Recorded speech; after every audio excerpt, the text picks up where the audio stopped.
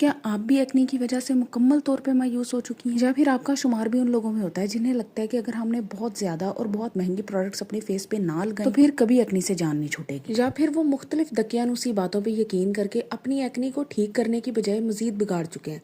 जैसे कि कुछ लोगों को लगता है कि अगर हम अपनी स्किन को बहुत ज़्यादा स्क्रब करेंगे ना तो हमारी स्किन ठीक हो जाएगी, या फिर हम अपने पिंपल्स को अगर पॉप कर देंगे ना सही तरीके से तो हमारी एक्ने ख़त्म हो जाएगी। या फिर सबसे कॉमन चीज़ कि जो कुछ टिकटॉक पे देखा, यूट्यूब पे देखा, इंस्टाग्राम पे देखा, उसे फॉलो कर लिया।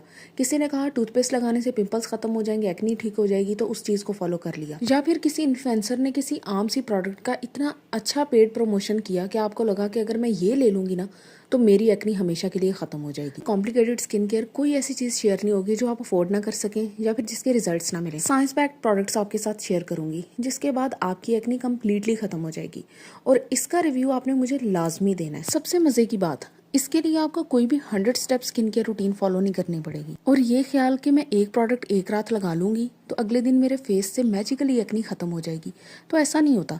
जहाँ पे 4-5 साल से आप एक्नी को फेस कर रही हैं ना, वहाँ पे 1 महीना और दें और उसके बाद दोबारा कभी भी आपको एक्नी की शिकायत नहीं होगी। एक्नी एक स्टबर्न स्किन इशू है जिसको खत्म करने में टाइम लगता है, और ये टाइम आपको देना पड़ेगा। सबसे पहले समझें कि आखिर आपको एक्नी हुई क्यों। कुछ ऐसी बेसिक रीजंस हैं जिसकी वजह से इंसान को एक्नी हो जाती है। सबसे पहले high sugar content, high glycemic foods, उसमें sweets, processed foods, sodas, pastries, ये सब चीज़ें आ जाती हैं। वाइट ब्रेड, जो लोग ये चीज़ें ज़्यादा कंज्यूम करते हैं ना उनके अंदर इंसुलिन प्रोड्यूस होती है।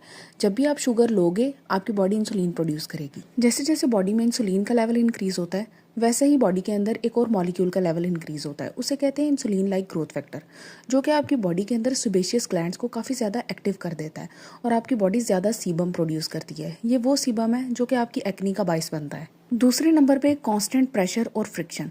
आपकी स्किन जितनी ज़्यादा इरिटेट होगी ना, इवन कि अगर आप गंदे हाथ भी बार बार फेस पे लगा रहे हो, अगर आपके हाथ गंदे भी नहीं है, आपने हाथों को साफ सुथरा रखा हुआ है, लेकिन आपको बार बार फेस को टच करने की आदत है या फिर चिन रेस्ट करने की आदत है, या फिर आप फ़ोन बहुत ज़्यादा कान से लगा के रखते हो जो कि आपकी स्किन को टच करता रहता है, उसके अलावा आप हेलमेट बहुत ज़्यादा यूज़ करते हो, कोई भी ऐसी चीज़ जो कांस्टेंट फ्रिक्शन का बायस है, वो आपकी स्किन को इरिटेट करेगा, स्किन बैरियर को डैमेज करेगा और आपकी स्किन के ऊपर एक्नी निकल आएगी। कांस्टेंट प्रेशर से आपका हेयर फॉलिकल इरिटेट होता है जिसकी वजह से उसके अंदर ऑयल, स्वेट, ये सारी चीज़ें ट्रैप हो जाती हैं और यही चीज़ें बाद में इन्फ्लेमेटरी एक्नी का बायस बनती हैं।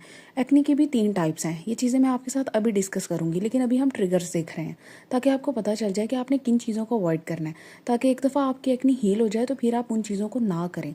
एक और बहुत ही बड़ा मसला, जो लोग अपने बालों पे बहुत सारी प्रोडक्ट्स लगाते हैं, वो प्रोडक्ट्स आपके बालों के लिए स्पेसिफिकली डिज़ाइंड होती हैं, उनके अंदर ऑयल्स बहुत ज़्यादा होते हैं। जैसे कि आप कोई लिव इन सीरम लगा रहे हो, लिव इन कंडीशनर लगा रहे हो, या फिर आप हेयर ऑयल्स यूज़ कर रहे हो, ये वो चीज़ें हैं जो बाल धोते हुए आपके फेस पे ट्रेवल कर जाती हैं, आपकी बैक पे, नेक पे ट्रेवल कर जाती हैं और वहाँ पे स्किन को इरिटेट करती हैं। इसलिए बाल हमेशा ऐसे धो कि किसी भी प्रोडक्ट का रेजिड्यू आपकी स्किन पे ना लगा रहे। अब मैं आपको कुछ प्रिस्क्राइब डॉक्टर रिकमेंडेड ड्रग्स बताती हूँ जो कि एक्चुअली एक्नी को ट्रीट करती हैं।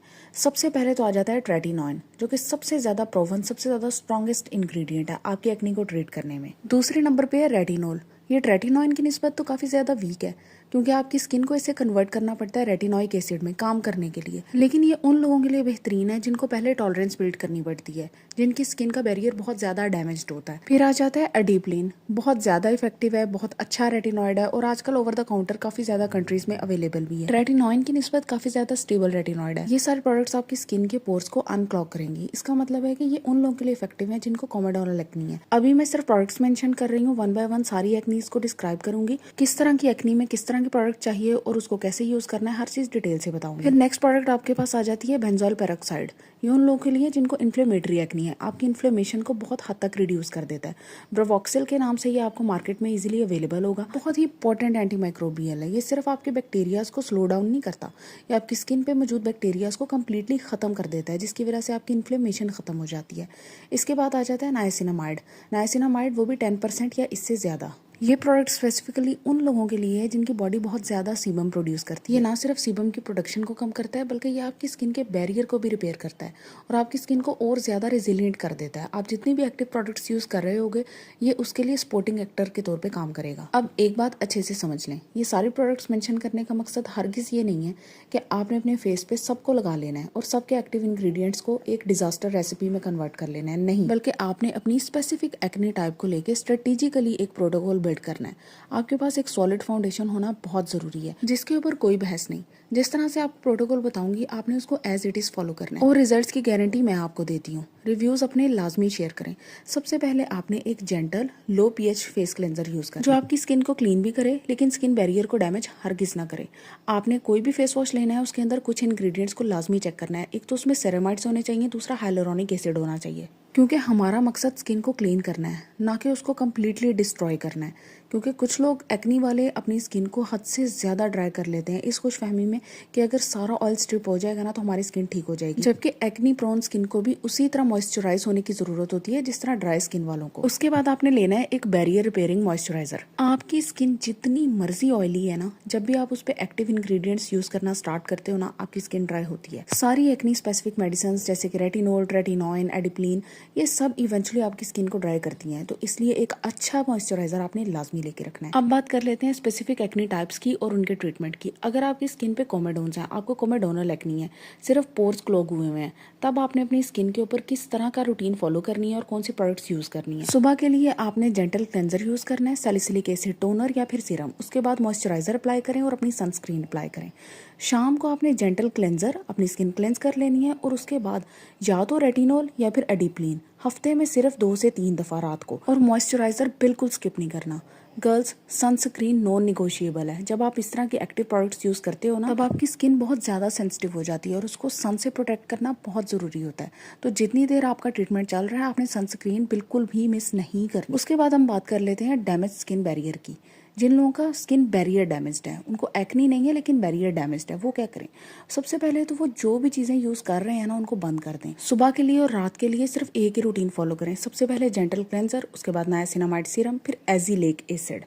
बैरियर रिपेयर मॉइस्चराइजर लगाएं और एंड पे सनस्क्रीन अप्लाई करें सुबह को। रात को सनस्क्रीन नहीं अप्लाई करनी। एक दफ़ा जब आपका बैरियर रिपेयर हो जाएगा ना, आपकी स्किन में रेडनेस, टिंगिंग और टाइटनेस सारी चीज़ें खत्म हो जाएंगी। फिर आप हफ्ते में 2 से 3 मरतबा रात को रेटिनॉल अपनी स्किन रूटीन में ऐड कर सकती हैं। अब यही अगर आपको इन्फ्लेमेटरी एक्नी है, इन्फ्लेमेटरी एक्नी सबसे ज़्यादा डैमेज प्रोन होती है और इसको ट्रीट करना उतना ही ज़्यादा मुश्किल होता है, क्योंकि जिन लोगों को इन्फ्लेमेटरी एक्नी है ना, आप उनसे पूछें, उनकी स्किन पे जो स्कार्स बन जाते हैं वो कई कई साल नहीं जाते।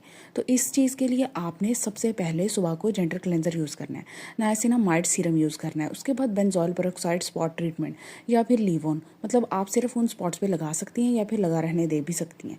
इसके बाद मॉइस्चराइजर और इवेंचुअली सनस्क्रीन। गर्ल्स, एक दफ़ा जब रिवॉक्सल यूज़ करने से आपकी एक्टिव इन्फ्लेमेशन ख़त्म हो जाएगी ना, उसके बाद आप अल्टरनेट नाइट्स पे रेटिनॉल इंट्रोड्यूस कर सकती हैं, जिससे आपके स्कार्स हर चीज़ क्लियर हो जाएगी और ग्लास स्किन निकल आएगी। अब आपने कुछ चीज़ों का ना ख़ास ख्याल रखना है।